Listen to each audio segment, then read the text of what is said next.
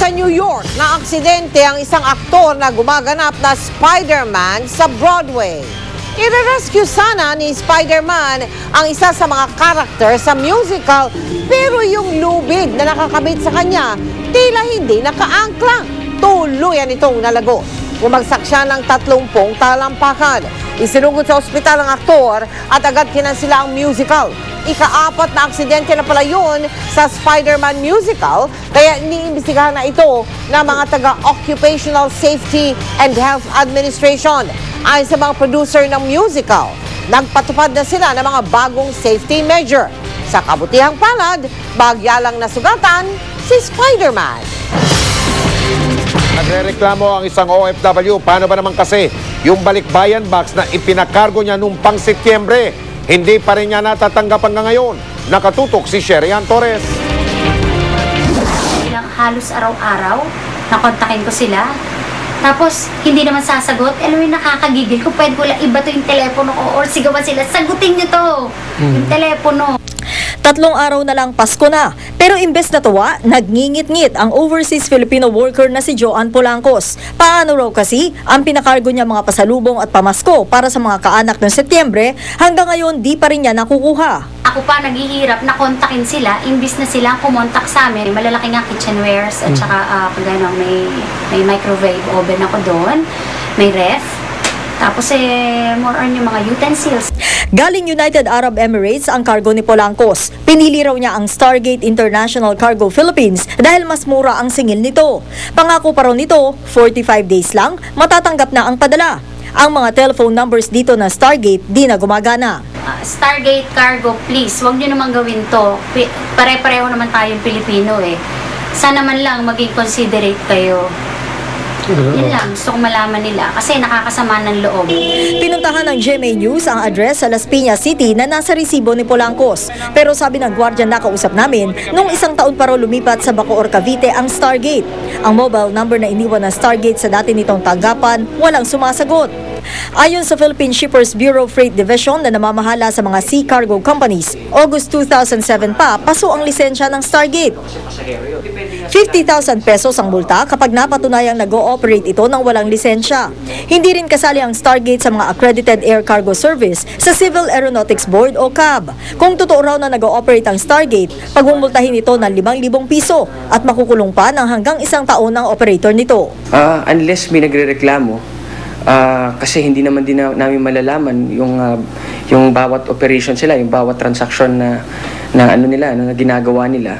So kailangan talaga, ang CAB kasi may jurisdiction lang siya sa isang air freight forwarder kung siya nakarehistro sa amin. Sa mga nabiktima ng mga di-lisensyadong cargo companies, maaari na lang daw sila maghain ng kaso sa korte. Payo ng CAB sa mga nagpapadala ng cargo, tingnan muna kung may nakapaskel na CAB license sa opisina ng Cargo Forwarding Service. Ang license number, nasa resibo rin dapat ng kumpanya. Sa nagkakaproblema sa kanilang air cargo, maaaring tumawag sa CAB office 852-8967 o 853-6763. Sherian Torres, nakatutok, 24 oras. Chika Minute! Present ang kapuso child star na si Jillian Ward sa kakaibang Christmas party ng isang pamilya. Ang venue kasi sa loob ng sementeryo. Ano kaya ang ginawa ni Jillian? Alamin sa exclusive chika ni Lars Santiago. May mga naiilawang malalaking Christmas tree at iba pang Christmas decor sa labas ng musileyong ito sa isang sementeryo sa Taguig. Sa loob, ang puntod ay napapalamutian ng mga reindeer at ponsetya. May mga pagkain ding nakahain sa harap ng puntod. Isang tent naman ang nakadikit sa musileyo na puno ng tao dahil ginaganap dito ang isang Christmas party. Tradisyon na ito ng pamilya ng namayapang Lee matriarch na si Lola Magdalena. It's our love for our grandmother. She's been there every year in our Christmas party tradition. So kahit na she's in heaven, she's still part of the family and she wouldn't miss it in the world. So we're bringing the party to her and celebration to the next level. Dahil maraming bata sa party, inimbita nila si Jillian Ward para makisalamuha sa mga kapwa niya bata. Tumulong siya sa gift giving at bumirit pa ng kanta. At Kahit sa Christmas party, hindi nakalimutan ni Jillian na mag-plug ng kanyang pelikula at TV show. I love you po sa inyong lahat. Sana manood kayo ng Agimat at si Enteng Cabezote sa December 25 sa Cinema Festival po. I love you. Merry Christmas and a Happy New Year. At saka manood po kayo ng Jillian na mamas ko po. Ang mga dumalo sa party, aliw na aliw kay Jillian at sa mga sinalihan nilang gimmick sa pagtitipon. Iba kasi yung mga plots ni Mommy eh. So parang different prizes, different games. And every year meron kaming tradition na parang every group has a presentation. Tapos this year the grand prize was like 500,000 pesos. Ang Pasko raw ay para sa lahat at para sa pamilya Lim. Kasama nilang nagdiriwang ang kanilang mga namayapang mahal sa buhay. Ang lugar na ito ng mga nananahimik na naging lugar ng kasayahan.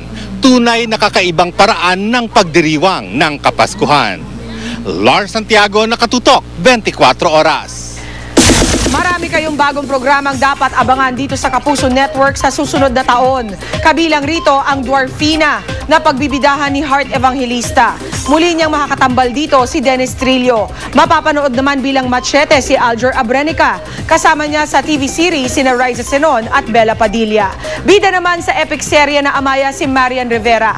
Makakapareha naman ni Regine Velasquez si Ding Dong Dantes sa I Heart You Pare. Babalikan naman ni Richard Gutierrez ang role niya bilang Captain Barbell. And this time, makakasama niya ang child wonder na si Jillian Ward. Behind the scenes pa lang yan mga kapuso. Mamaya makikita na natin ang ilang excerpt sa mga bagong shows na yan. May exciting showbiz news pa tayo mga kapuso, ang kasalang Regine Velasquez at Ogie Alcacid. Tutukan yan. Abangan! Babaeng staff ng Philippine Airlines nagreklamo matapos murahin umano ng isang kongresista. Tatlong magkakapatid sabay-sabay ikinasal.